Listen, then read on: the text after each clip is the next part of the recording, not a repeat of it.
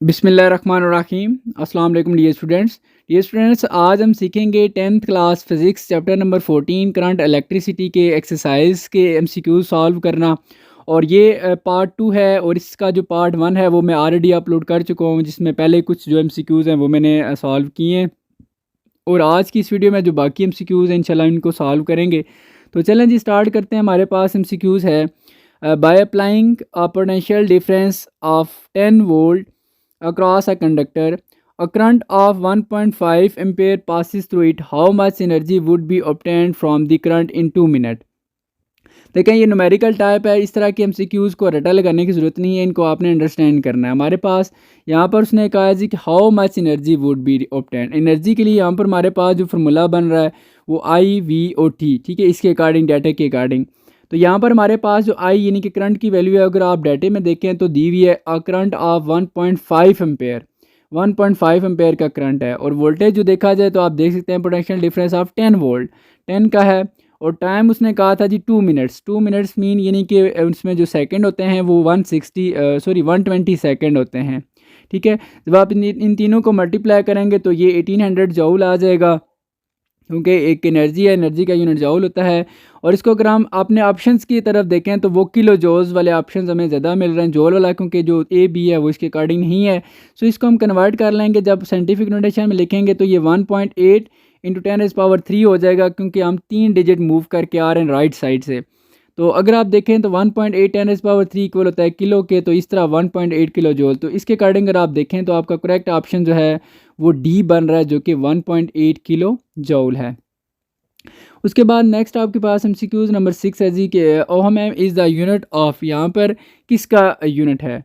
तो हम देख सकते हैं जी ohm is the unit of electric resistivity और स्पेसिफिक रेजिस्टेंस। ये बहुत सिंपल है, इसमें कोई ख़ास कंसेप्ट नहीं है कि स्पेसिफिक रेजिस्टेंस का जो यूनिट होता है ये। तो यहाँ पर हमारे पास जो करेक्ट ऑप्शन है वो ऑप्शन बी है, जो कि स्पेसिफिक रेजिस्टेंस है।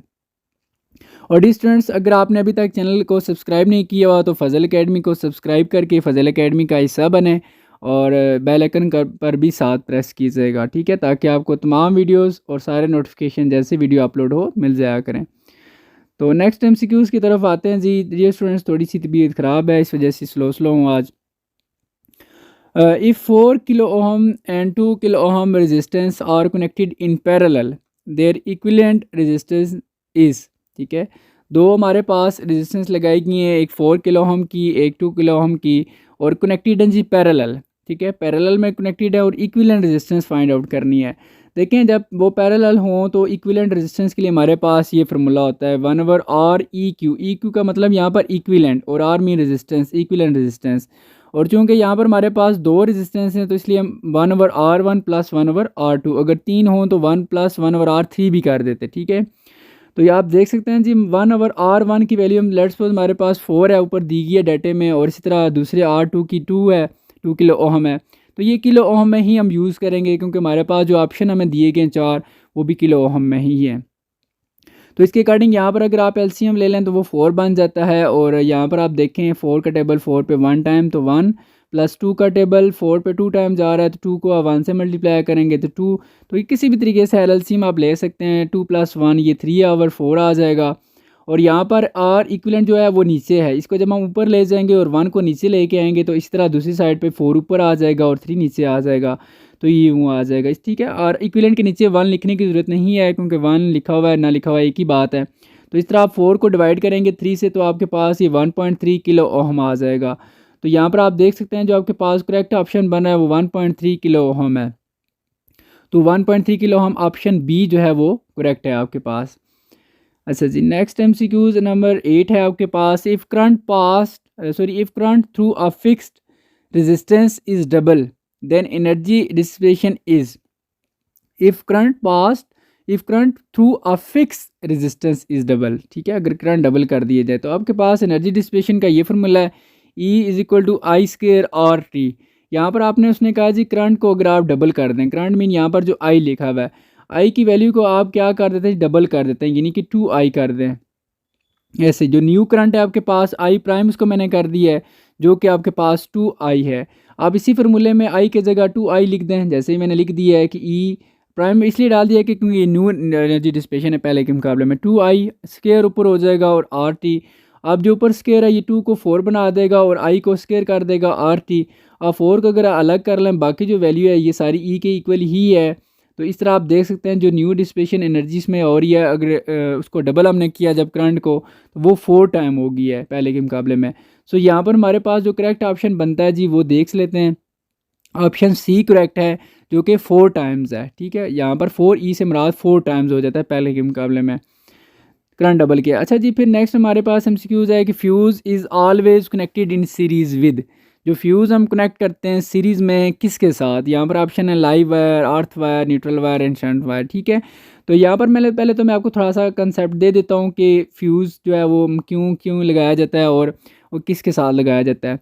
ठीक है, देखिए आप fuse is always connected in series, ये तो आपको क्वेश्चन में भी गिवन था। Because when in short circuit, short circuit में हाई करंट मेल्ट्स फ्यूज़, जो जाहिर सी बात है जो हाई करंट होता है तो वो करंट मेल्ट फ्यूज़ को क्या कर देता है, मेल्ट कर देता है। जब फ्यूज़ मेल्ट हो जाता है तो इससे हमें फ़ायदा भी हो जाता है एक्चुअली कि it breaks down the entire circuit, पूरे का पूरा सर्किट ब्रेक डाउन हो जाता है एंड करंट फ्लो स्टॉप।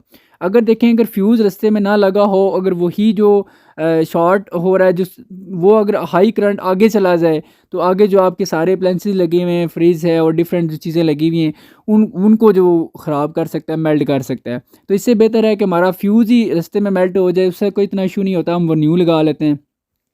तो ये जो हाई करंट है, ये जो सारा कुछ प्रोसेस हो रहा है ये लाइव वायर से होता है जिसमें करंट है। तो इसलिए आपको ये चीज़ यहाँ पर भी क्लियर हो जानी चाहिए कि fuse is always connected in series with live wire. ठीक है, जिसमें लाइव वायर जिसमें करंट भी होता है, तो ताकि उसमें जो करंट जब हाई हो तो वो मेल्ट हो जाए फ्यूज़ और आगे किसी किस्म का नुकसान ना हो। तो यहाँ पर आप देख सकते हैं जो आपके पास करेक्ट ऑप्शन है वो ए है जो कि लाइव वायर है। नेक्स्ट एमसीक्यूज है जी और लास्ट एमसीक्यूज है 10।